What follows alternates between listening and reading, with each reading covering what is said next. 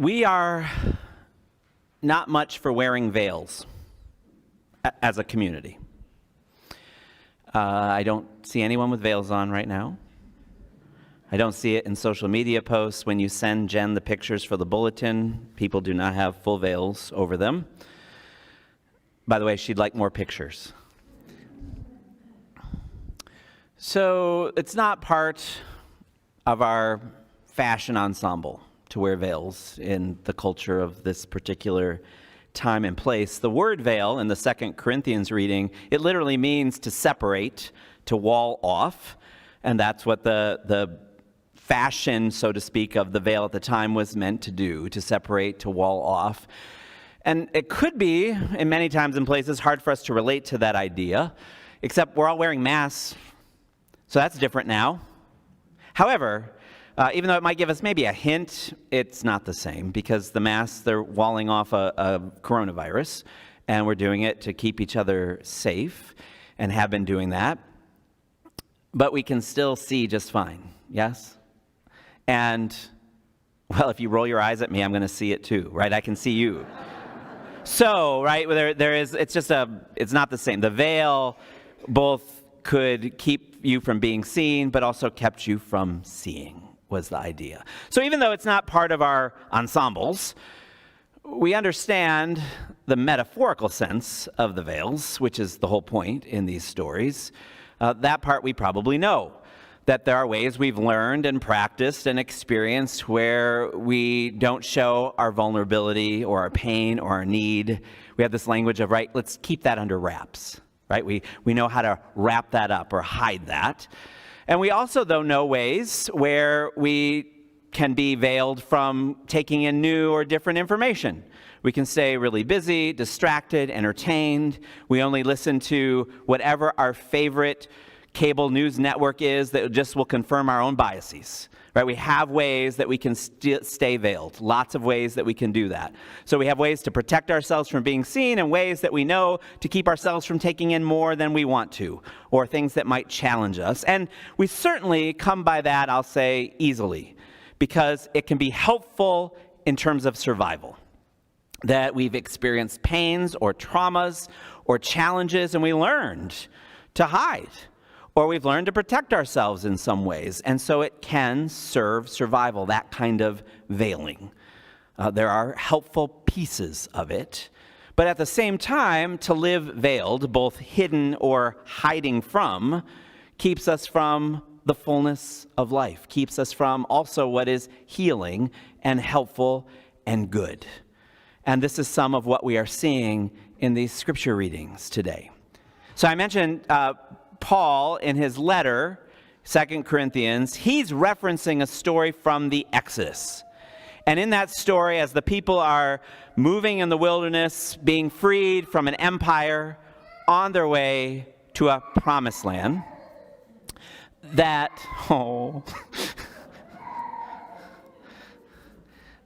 was like that yesterday. I mean, right where, oh, bless you. Oh.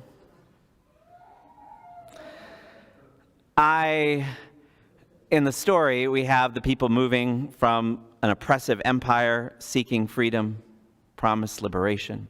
And while they're on the way, Moses goes up a mountain. And in biblical stories, if a biblical character goes up a mountain, we can understand the story's wanting us to know they are going to commune with the divine. They're going to pray. It's a symbol. The idea of mountains being, cross-culturally, the idea of where the earthly and the heavenly meet, where the divine and human can come together. So when you see someone going up a mountain, they're going to pray. So Moses is going up the mountain to have conversation and communion and connection with God. He's got a lot on his plate. It's probably a good idea to be in that conversation. And in the story that Paul's referencing, Moses is so fully immersed in divine wisdom and instruction and word that Moses shines with divine light. Moses has so connected and communed with the divine that Moses is shining. Shine, Moses, shine. And Moses then comes down the valley bright, shining, radiant.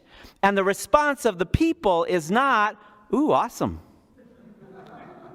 How'd you do that? How can we shine too? What we hear is this transformation, this change on the part of Moses is scary to the people. It's not what they're expecting. They don't know what to do with it, and they want to get it under control. They want to get it under wraps. They want to contain it. And so they asked that Moses would wear a veil to hide the light.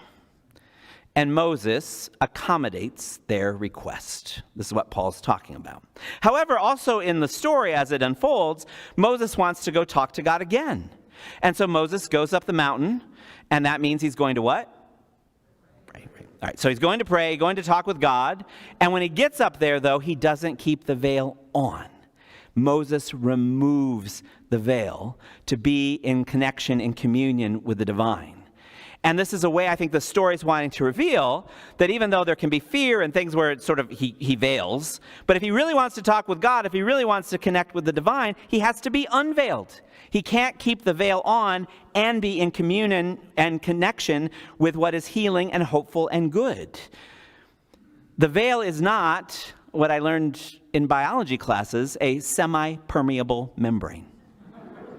And some of you, I'm sorry if I'm traumatizing you with some of it, but like a cell wall is a semi-permeable membrane. It lets some things in but keeps other things out. The idea of this veil is it is not.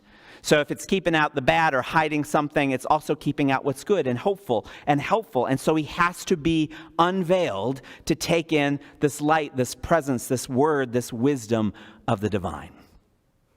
And that idea continues in the story that we have from the gospel today. And every Sunday before we move into Lent, it is the Transfiguration story. It's one of those, there's just a handful of stories that we hear every year if we're connecting regularly in Sunday worship. This is one of them, and this year we have Luke. And in the story, as you heard, Jesus is going up a mountain. What do you think he's going to do? Right. So, he's going up the mountain to pray, to commune, to connect with God. And in the story, though, Jesus doesn't go alone. Moses was going by himself up that mountain. Jesus is bringing 3 of his disciples. He doesn't bring all the disciples. I mean, one, we don't know how many he had overall. There's an unknown number of disciples. Out of that unknown number of disciples, committed followers, there are 12 that are the inner circle. And then there are a few stories that have 3. So I think they are the inner circle. Maybe there's his best friends. It's hard to know, but it's Peter, James, and John. And that's who he takes with him. And so in the Hebrew context, the Jewish context, Jesus is seen as this rabbi, and rabbis have disciples. So rabbis do not take their disciples with them to engage just in a performance. Rabbis have disciples so the disciples will know what their rabbis know and do what their rabbis do. It's to learn something, to learn how to do something. So I want to make it clear because sometimes I think I learn this story as Jesus sort of engaging performance art on a mountaintop to impress everybody. Oh, well done, Jesus. But he's bringing disciples. The only reason to bring disciples in this context is to teach them how to do what he's doing, to lean into, live into what he's leaning and living into. So all of them are together on this mountaintop praying. And a reminder, when we hear praying in this context, and Luke specifically says they went up there to pray, but prayer is not just, now I lay me down to sleep, or Our Father who art in heaven over and over again. Prayer involves things like chant, song, silence, contemplation. There's maybe even movement. So they're doing those things for an extended period on the mountaintop. I say they, and it's different in the different Gospels, but all the Gospels point to that something happens with those 3, that they aren't quite as alert as Jesus. It talks about either they fell asleep or they're dozing off, and so there's a sense of maybe they're shutting down a little bit. Maybe it goes on too long. I don't know exactly what's happening, but there's this idea that Jesus remains fully attentive and open, and the disciples drift off at some point. But the picture here is that Jesus is so fully attentive and open, it's like Moses on the mountaintop, that the usual veil, if you will, that separates us from seeing the divine realm, the heavenly realm, it's parting.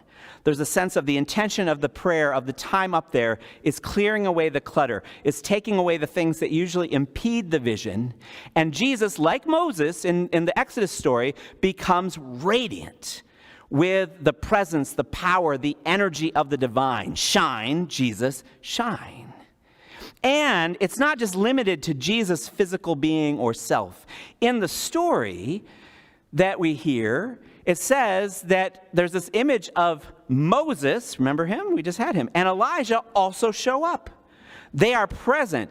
It's, if you're a science fiction person, it's like, a hole opened up in the dimensional continuum. I mean, right? But the way I've talked about this before, and it makes sense to me, is all heaven breaks loose. So there's this idea that Jesus is this focal point for opening, for the unveiling, and normally what we can't see or experience, it's opened up, it's seen, it's revealed, it's shining brightly. So what do you do with that? Well, so the disciples, they've drifted off, but they stay awake enough to catch what's happening, right? They're awake to see.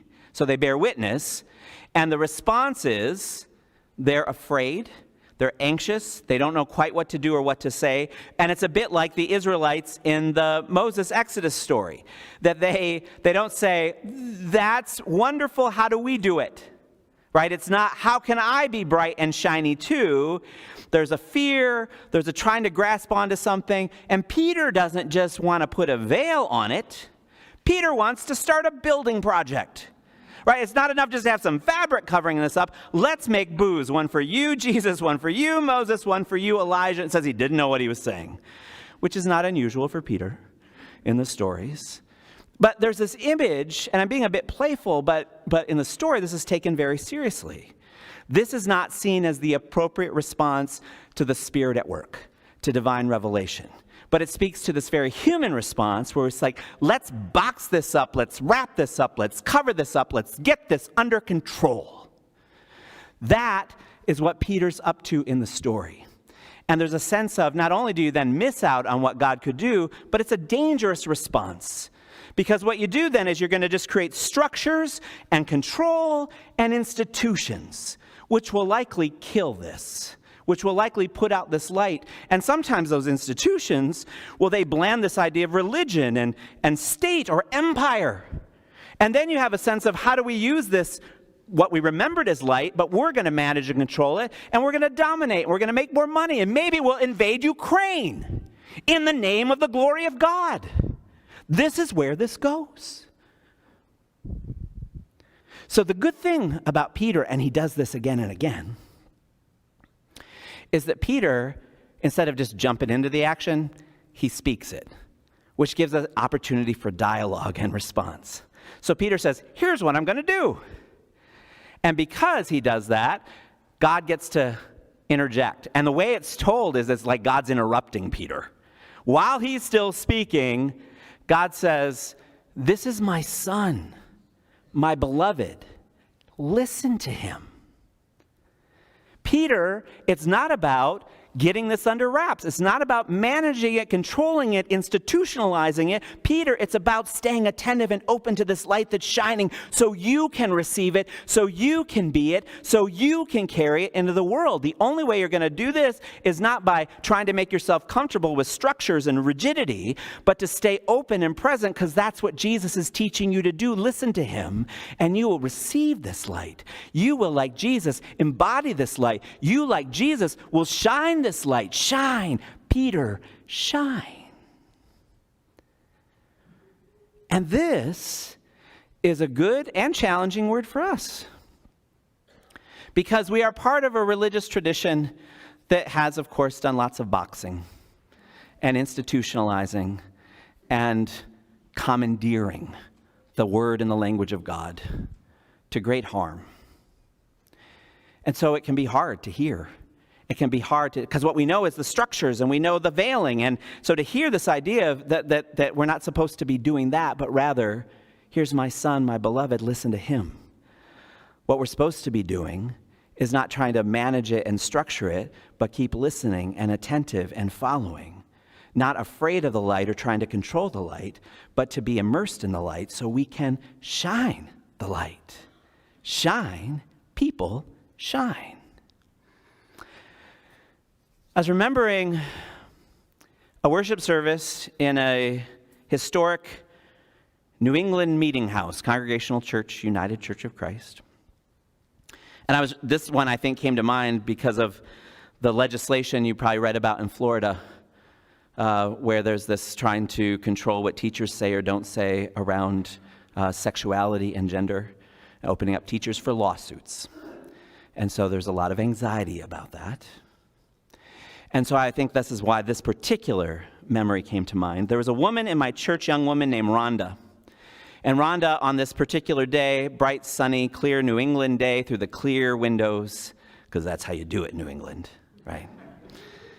So through those clear windows, the sun was coming in, and I remember I just saw her up there. She was standing there with her guitar.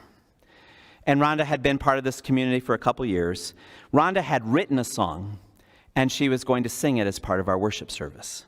But to introduce the song, Rhonda shared, and I knew a lot of her story, but she shared in the worship service a bit of her story. She was very vulnerable. She revealed herself. And she talked about how she'd grown up in a household that was very chaotic and abusive, and that she felt afraid and she didn't feel like she belonged anywhere. But she found a place of sanctuary 2 blocks down the street. There was a church. And as a little girl, she walked herself. Her family didn't go. No one took her there. She walked herself to this church. She just had a sense that somehow she'd heard it was God's house. And so she went looking. And she said that in the statues and the smells and the rhythms, there was something that felt safe and familiar. And so she would go to this worship every Sunday for years. Then, though, she entered her teenage years, and she was there in the same church she'd been going to all this time. So she'd really been growing up. And she said, and also people smiled at her and let her feel welcome.